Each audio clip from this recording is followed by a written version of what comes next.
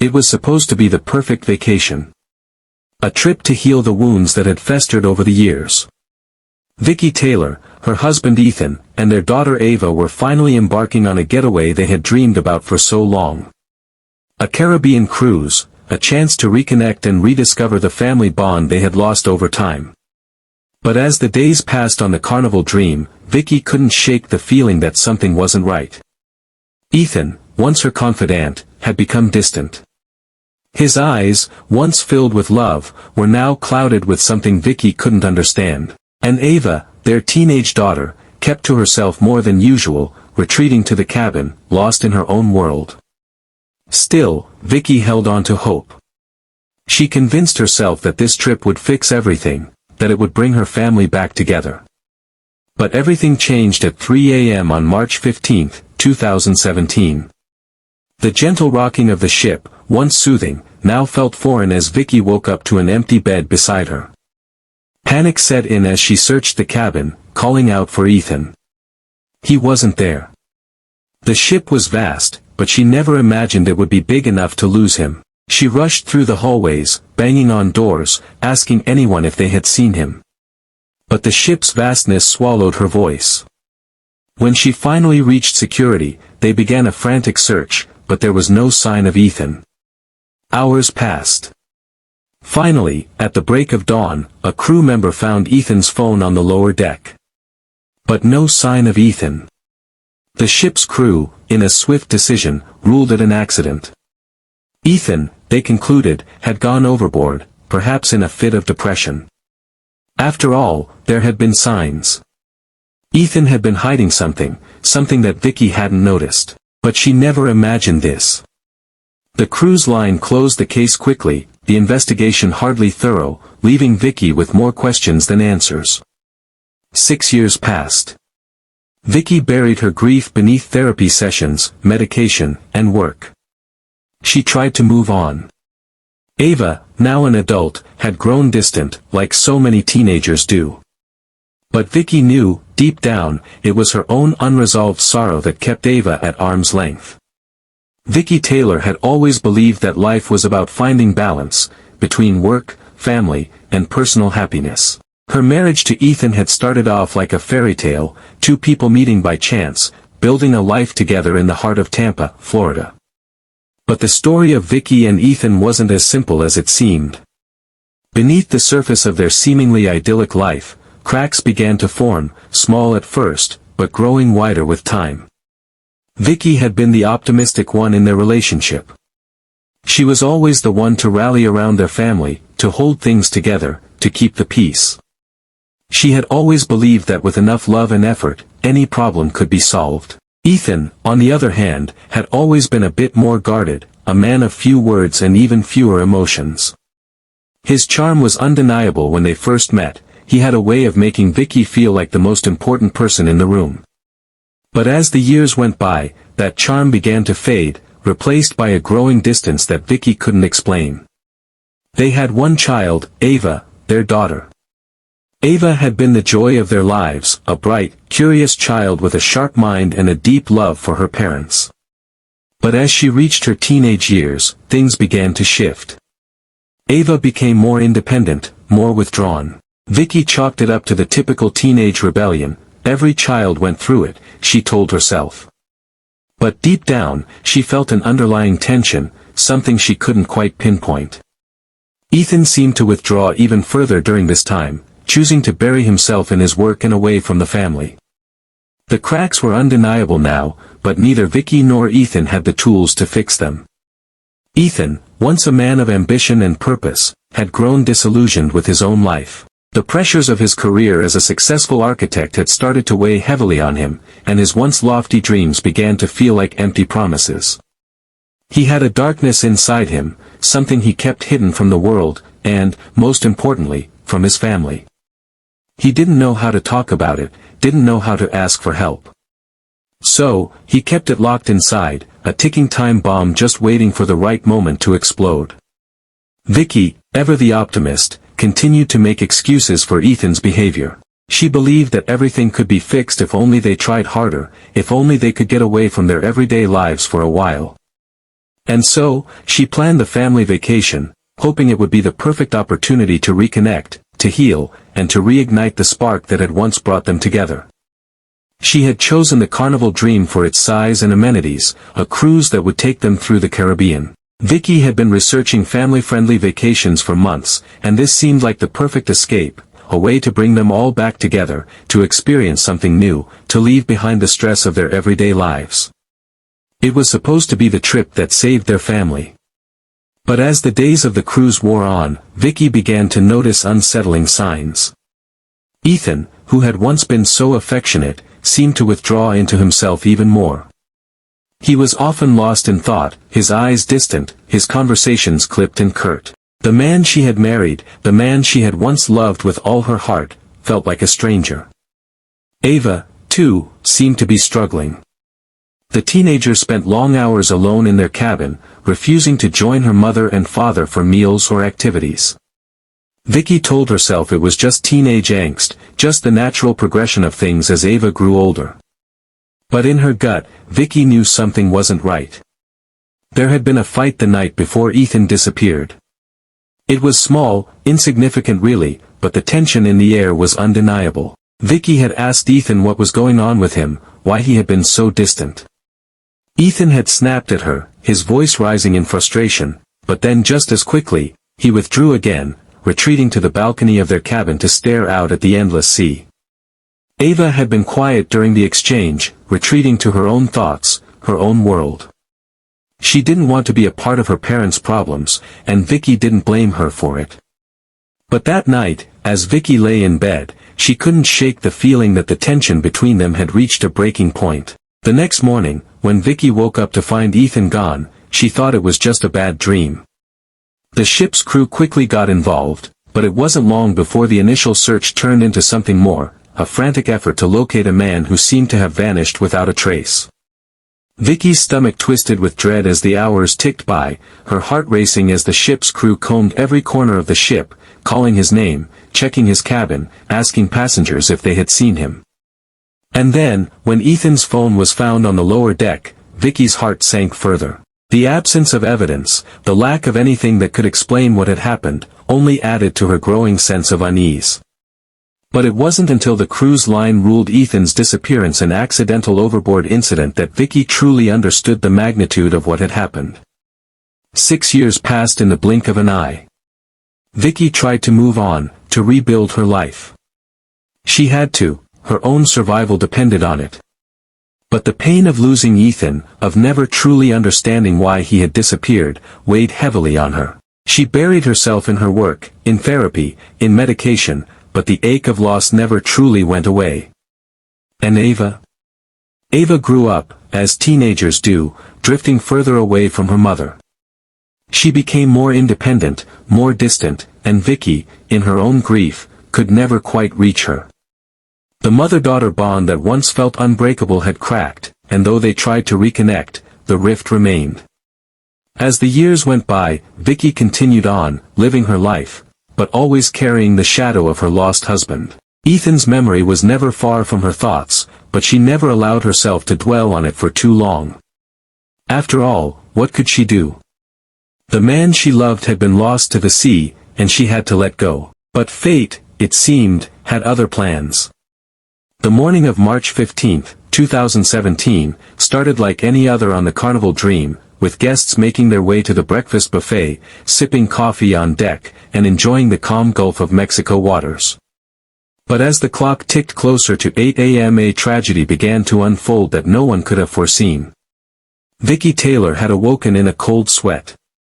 The bed beside her, where Ethan had been just hours before, was empty. At first, she assumed he was up early, perhaps on the balcony again, staring out at the vast ocean as he often did when he was troubled. But when she checked the balcony, there was no sign of him. She knocked gently on the bathroom door. Nothing. Panic set in. She quickly threw on a robe, her heart pounding as she rushed from their cabin to the hallways of the ship, calling his name, waking up crew members as she hurried through the corridors. The noise of the ship's engine seemed distant, drowned out by the rush of her thoughts. She couldn't understand why Ethan was missing, why he hadn't left a note, why he hadn't said anything the night before when they argued. At 8:15 a.m., Vicky finally approached the ship's security desk, nearly breathless. "My husband is missing," she said, her voice shaking. The security officer behind the desk looked at her, momentarily confused. They had heard nothing of a missing person aboard the ship, no reports, no alarms. Still, the officer took action immediately, sending a small group of crew members to search the ship from top to bottom. As the search efforts began, Vicky was left to her own thoughts, waiting in a small, sterile room near the security office. The first hours of the investigation were frantic, as crew members combed through the ship, checking the common areas, the staff quarters, and even the engine room. But nothing.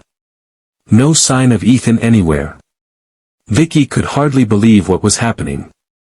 She hadn't heard a splash, no scream, nothing that would indicate something catastrophic had occurred. By noon, the ship's captain had been notified, and a public announcement was made over the intercom. The ship was in lockdown.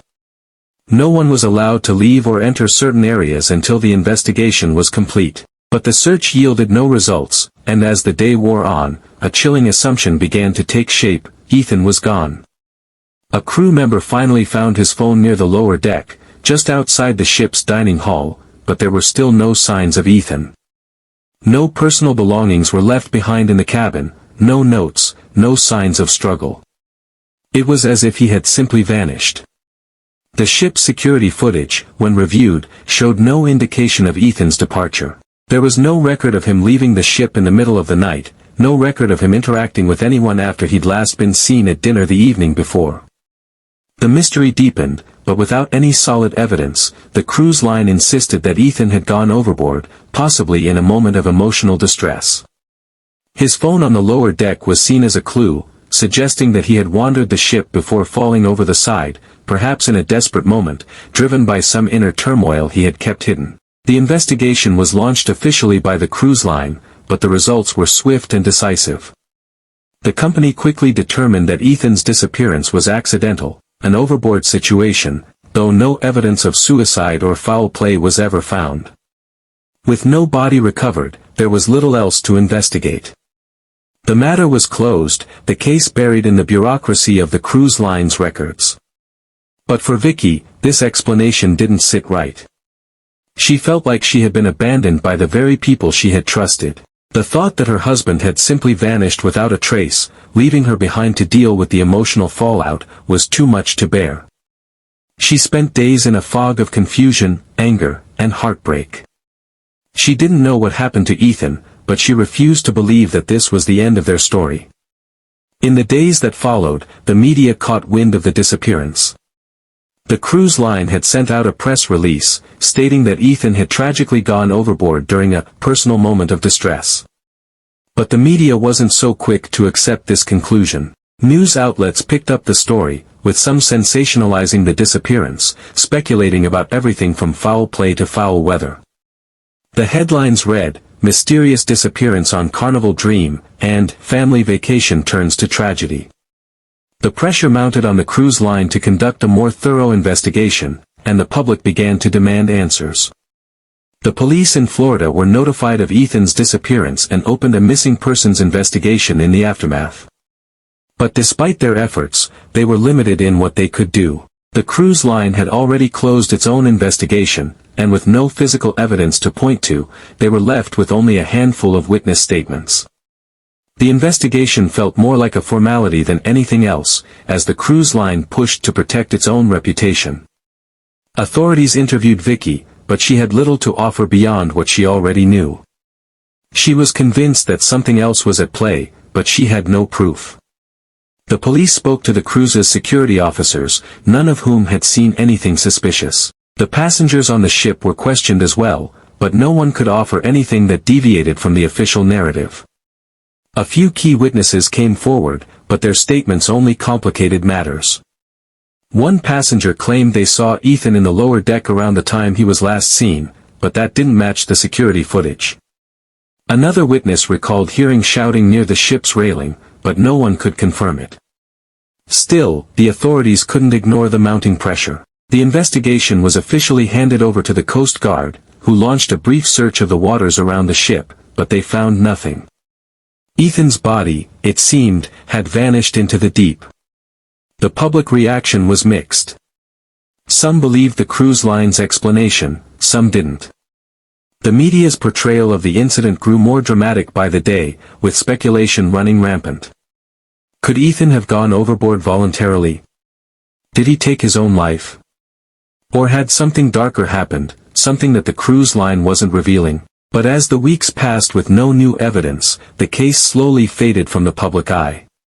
For Vicky, the pain of losing her husband was unbearable, but what troubled her even more was the feeling that there was something more to the story, something she wasn't being told. She couldn't let it go. And so, for the next 6 years, she tried to put the pieces together, to make sense of what had happened to Ethan, to their family. She tried to move on, but in the back of her mind, the haunting question lingered: why had he disappeared? And, more chillingly, was he still alive? The months following Ethan Taylor's disappearance were a whirlwind for Vicky. She had done her best to rebuild her life, to live with the pain of his sudden, unexplained death. She had tried, with some success, to make peace with the idea that Ethan was lost to the sea and that nothing more could be done. But even in the quiet moments, the doubt lingered. The questions that had gnawed at her since that fateful night refused to go away. In 2023, when Vicky and Ava traveled to Puerto Rico, she had no idea that the answer she had been searching for, the truth about Ethan's fate, was closer than she could imagine. It was in the artisan market in San Juan that Vicky had her first glimpse of something that shattered the reality she had so painstakingly built for the past 6 years. The sight of Ethan, standing there alive and well with a new family, left Vicky speechless. The flood of emotions was immediate: confusion, betrayal, disbelief, and her heart raced as she tried to process the impossible scene before her eyes. At that moment, the questions that had haunted Vicky for years rushed back with a vengeance. What had really happened to Ethan? How had he survived, and why had he faked his own death? What kind of man would do something so cruel, not just to his wife but to his daughter as well? The confrontation that followed was swift and filled with tension. Vicky, in shock, watched Ethan from afar, unable to make sense of what she had just witnessed. But soon, her resolve hardened. She couldn't just walk away.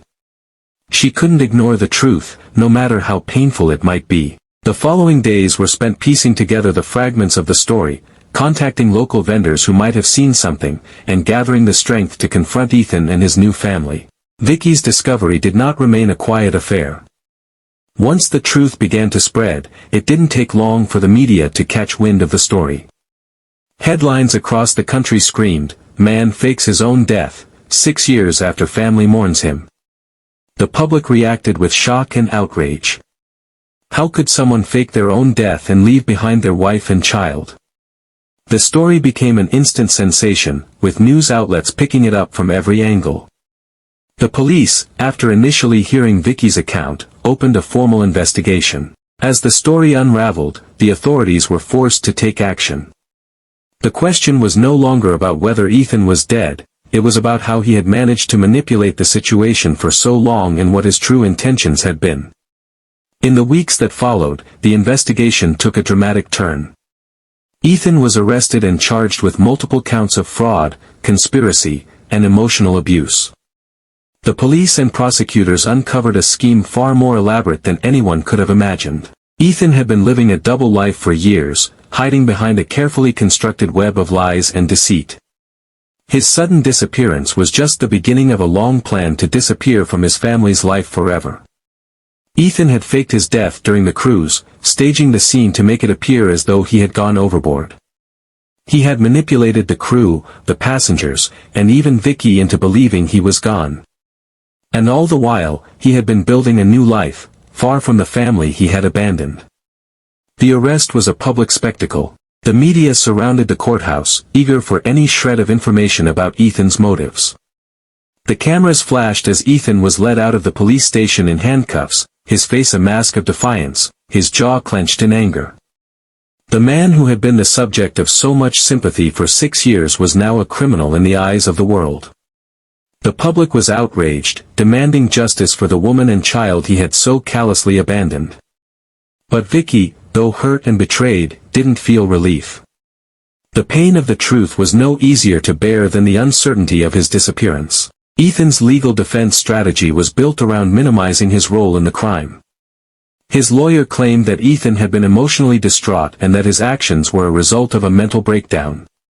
They argued that Ethan never intended to hurt anyone, he had simply wanted to escape the life he had created, to find peace away from the pressures that had been suffocating him.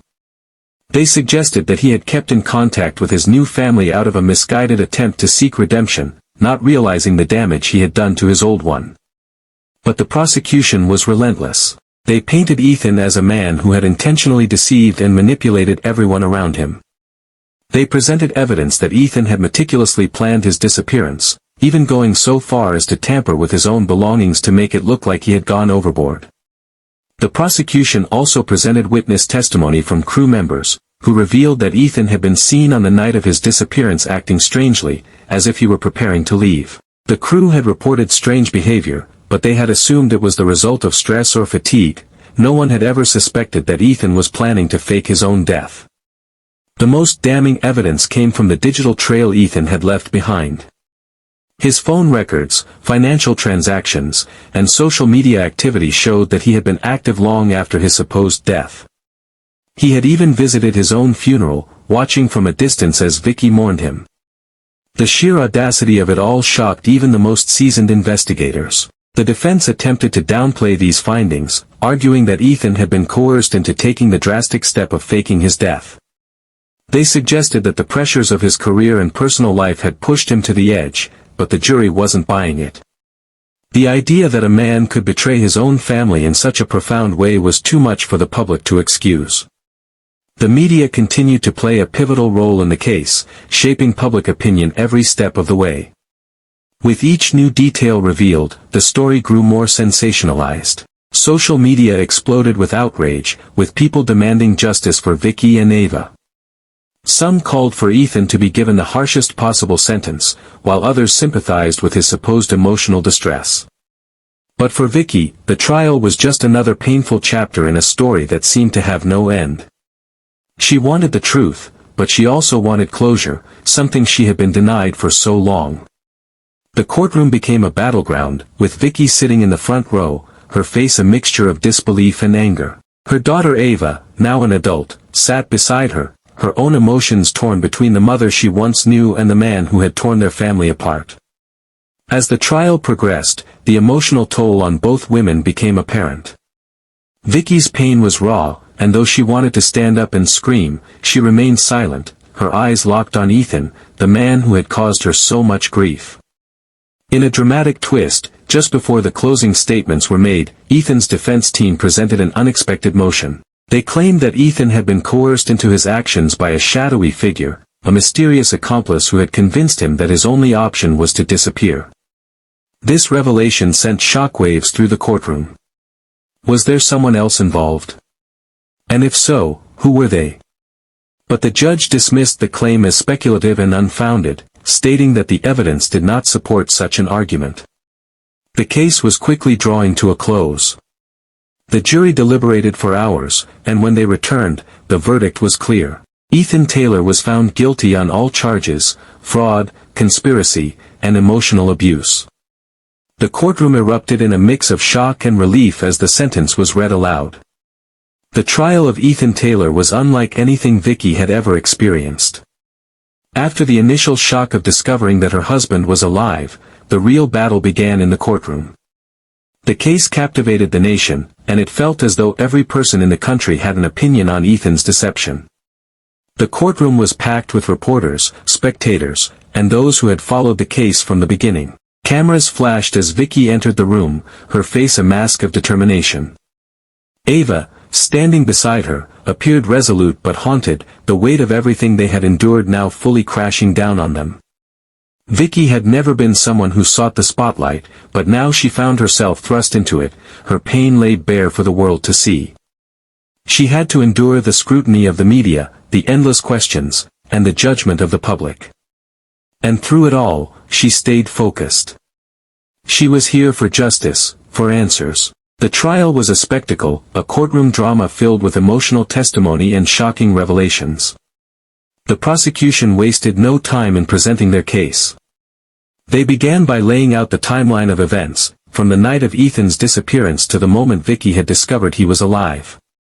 The prosecutor, a woman named Claire Stevens, was fierce in her pursuit of the truth. She presented witness testimony from the crew members who had seen Ethan the night he disappeared. One officer described Ethan as acting nervous and unsettled, pacing the lower deck near the railing late into the evening. The crew member had remarked that Ethan seemed to be waiting for something, but at the time, no one suspected he was preparing to disappear. Next, the prosecution played video footage that had been recovered from the ship's security cameras. It showed Ethan on the night of his disappearance, but the footage was startling in its lack of anything unusual. The key moment was when Ethan had been seen near the ship's railing.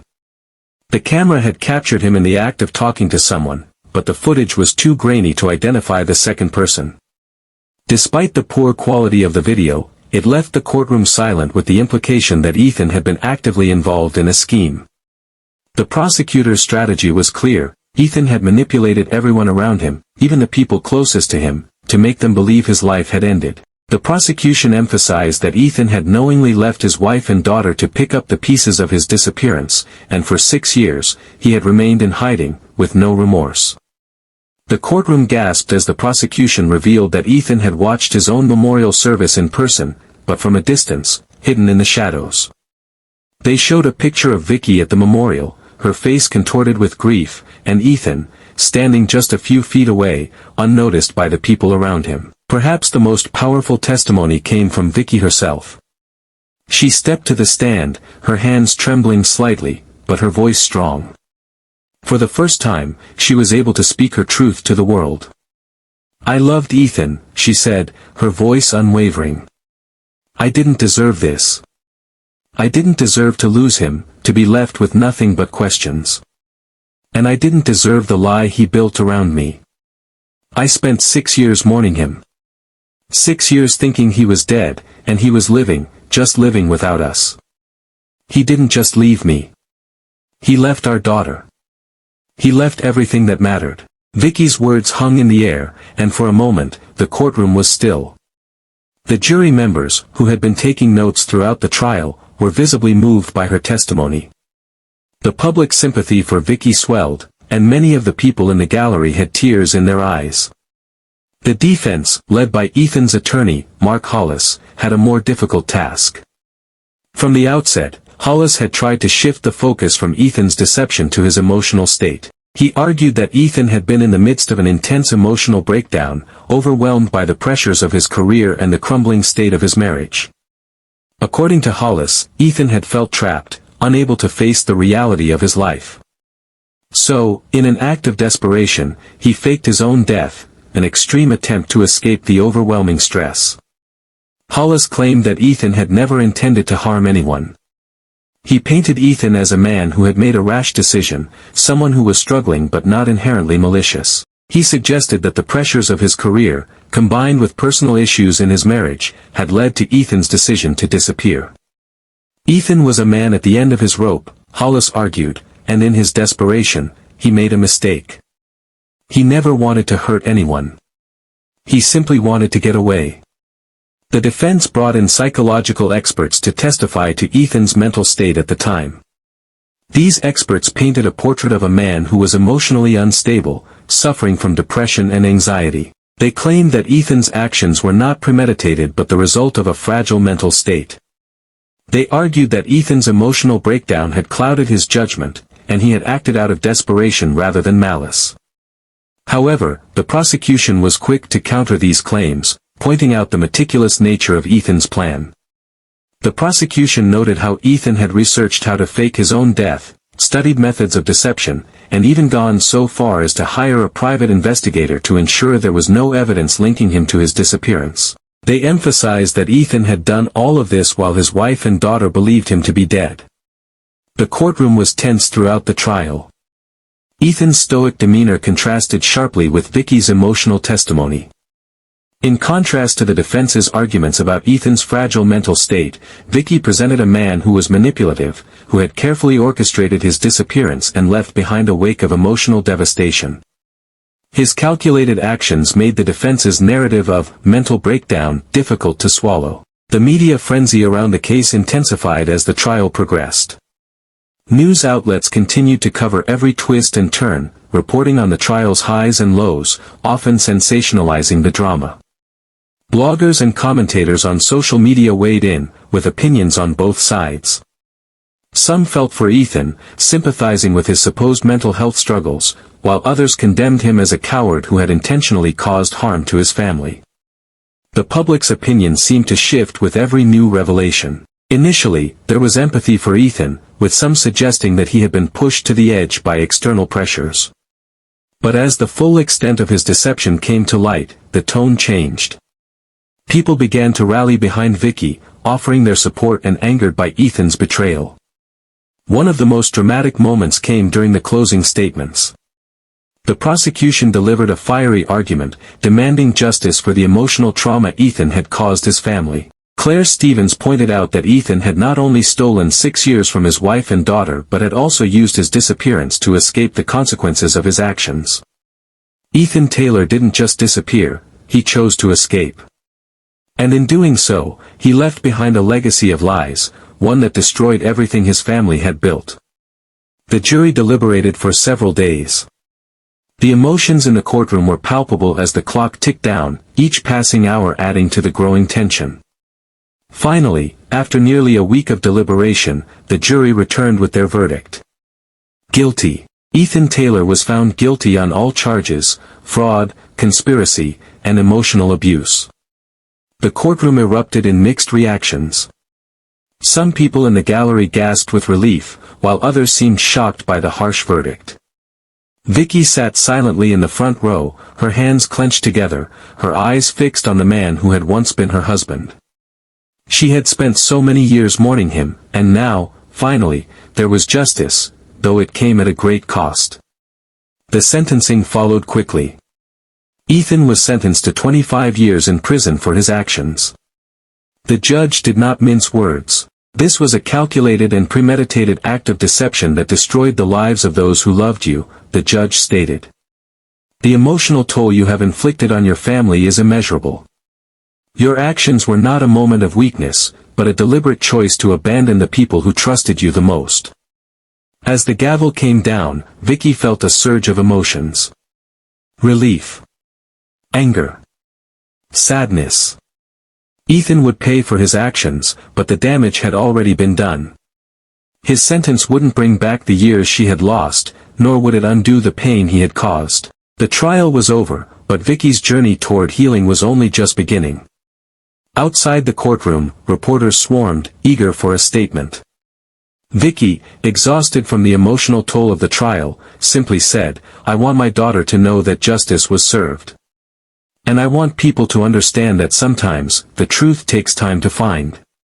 But when you do find it, it's worth every tear." In the years that followed the trial and conviction of Ethan Taylor, the ripples of his actions continued to affect everyone involved: Vicky, Ava, and the broader community, each grappling with the aftermath of what had happened. The case, which had captivated the nation, left deep scars on its participants, but also sparked important conversations about trust, deception, and the limits of human endurance.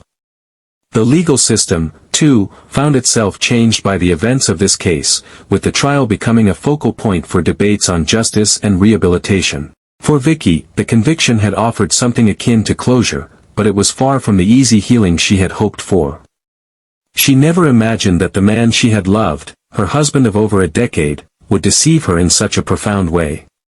Ethan's betrayal was not just a matter of loss, it was a deep violation of trust that left her reeling, struggling to comprehend how such a thing could happen. Even with the trial behind her, Vicky often found herself haunted by memories of their life together, the fleeting moments of happiness they had shared, now tinged with the painful knowledge that much of it had been built on a lie. After Ethan's conviction, Vicky spent the next few years focused on rebuilding her life, though she was careful not to rush the healing process. She moved into a new apartment in Tampa, a place of solitude where she could think and reflect. The pain didn't disappear overnight, nor did it soften with time. What hurt more was that, despite everything, Vicky still loved the man she had once known, the man who had been her partner, the father of her child. The complexities of love and betrayal were never as clear-cut as the law made them seem. She began seeing a therapist regularly, trying to work through the emotional aftermath of the trial. Slowly, Vicky found herself becoming more active in advocacy work for victims of fraud and emotional abuse, though it was difficult to find the right words to describe her own suffering. She attended public speaking events, talking about the importance of trust in relationships, and how easily that trust could be shattered when manipulation took hold. In these moments, she felt a sense of purpose, the faintest glimmer of meaning in the wake of Ethan's deception. But even as she grew stronger, the questions lingered. Could she ever truly forgive him? Was it even possible? In a quiet, almost unexpected turn of events, Vicky also started to open up more to Ava.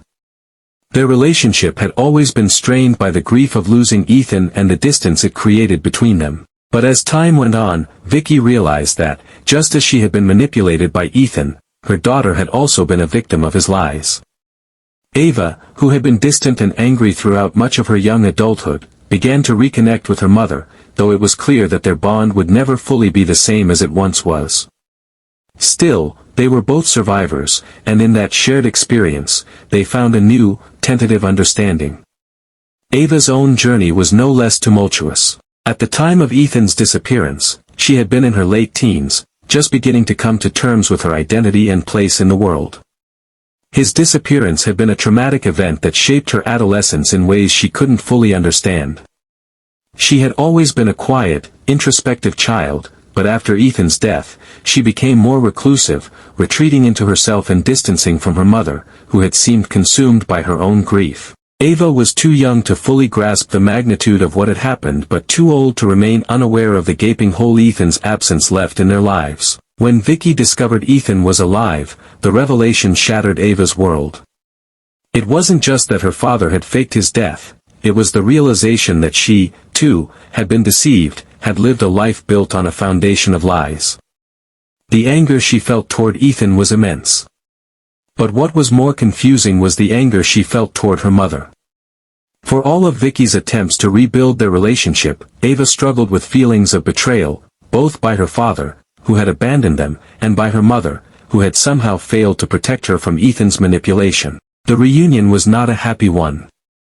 Ava couldn't reconcile the idea that her father had not just left her, but had purposely removed himself from her life, leaving her to deal with the wreckage of their family's disintegration. For months after the trial, Ava found herself wrestling with a combination of resentment, confusion, and a deep sense of loss that extended beyond her father's disappearance. In the aftermath, Ava moved to California for a time, taking a job at a tech startup and living on her own, hoping the distance would help her sort out her feelings. Yet, as years went by, she eventually returned to Florida, realizing that the emotional damage caused by her father's betrayal could not be healed through distance or time alone. Slowly, she began to open up to her mother, not necessarily for forgiveness, but for understanding. Their relationship, however tentative, began to rebuild on the shaky ground of shared trauma, though the scars they carried would never fully fade. Ethan Taylor's life after his arrest was, in many ways, the story of a man who had spent years carefully crafting a persona that came crashing down when the truth was finally revealed. His initial defiance in court had eventually given way to a more subdued acceptance of his fate. The man who had once stood before Vicky, full of ambition and confidence, now stood in prison, a convicted felon, his life unraveling at an astonishing pace. Ethan was sentenced to 25 years for his role in orchestrating his own disappearance. Though the defense had attempted to argue that Ethan's actions were the result of severe emotional distress, the jury found the evidence against him overwhelming. The man who had once seemed so sure of himself, so certain in his decisions, now found himself at the mercy of the legal system. In the years since his conviction, Ethan's life behind bars has been one of isolation. He has had few visitors, his family completely estranged, his new life unraveling just as quickly as it had been built. His letters to the media were filled with regret, but there was no remorse in his words. Ethan seemed to struggle with the fact that his actions had not only destroyed his family but had left him in a state of emotional exile. He had faked his death to escape, only to find that his real punishment was the alienation that followed. Ethan Taylor's case became a benchmark for legal scholars and forensic psychologists, prompting discussions about the mental state of those who orchestrate such elaborate deceptions. The case prompted a deeper investigation into the psychology of individuals who fake their deaths and the impact this has on the victims left behind. In legal circles, it sparked debates about how to handle fraud cases involving emotional manipulation and the ethical responsibility of those who make decisions that destroy families. On a societal level, the case touched on broader issues of trust and betrayal. Many families and individuals who had suffered from emotional abuse or deception found themselves speaking out about the long-term effects of living with someone who manipulates the truth. Victims of emotional fraud, many of whom had never shared their stories, found solidarity in Vicky and Ava's pain, leading to a wave of advocacy and support for people who had suffered similar traumas. The legal community also debated whether Ethan's sentence was too lenient, given the immense emotional toll on his wife and daughter. The case also opened up discussions about how the law addresses mental health issues related to fraud and manipulation. While Ethan was held accountable for his actions, the debate over whether his emotional distress should have played a larger role in his sentencing continues to linger in some legal circles. Despite Ethan's conviction, there remained lingering questions about the true extent of his manipulation. The defense team had put forth the idea that there was an accomplice involved in Ethan's scheme, a theory that some still believed could have been true. Some people in the community wondered if Ethan had been influenced by a larger network or if there were others who had played a role in enabling his disappearance. The speculation, though unproven, continued to simmer in the background. Even after his conviction, Ethan's legal team filed multiple appeals, questioning the fairness of the trial, the presentation of evidence, and the harshness of the sentence. Each appeal was rejected, but the public's attention didn't wane. They continued to follow every update, wondering if Ethan would ever be truly held accountable for his actions. As the years passed, the world seemed to move on, but for Vicky and Ava, the scars of Ethan's betrayal remained. They had rebuilt their lives in some ways, but the shadow of his actions would never fully disappear. And though Ethan's case had been legally settled, the emotional damage he had caused remained a raw wound. The story of Ethan Taylor raised difficult questions. How far can a person go to escape their own life? How much pain can a single person cause before they lose their humanity? And, perhaps most chilling of all, how do we rebuild trust once it has been shattered? As Vicky looked to the future, she couldn't help but wonder, is forgiveness possible when the lies run so deep? Thank you all for watching and staying with us until the end. Your support means the world, and we hope this story gave you not only a gripping experience but also something to reflect on. If you found this video captivating, make sure to like, comment, and subscribe for more twists and turns in our upcoming episodes. And don't forget to share this video with anyone who might enjoy this true crime story. We'd love to hear from you in the comments. Drop a comment and let us know where you're watching from. Your thoughts and opinions are always welcome, and we appreciate the conversation. Until next time, stay safe and always trust your instincts. See you in the next one.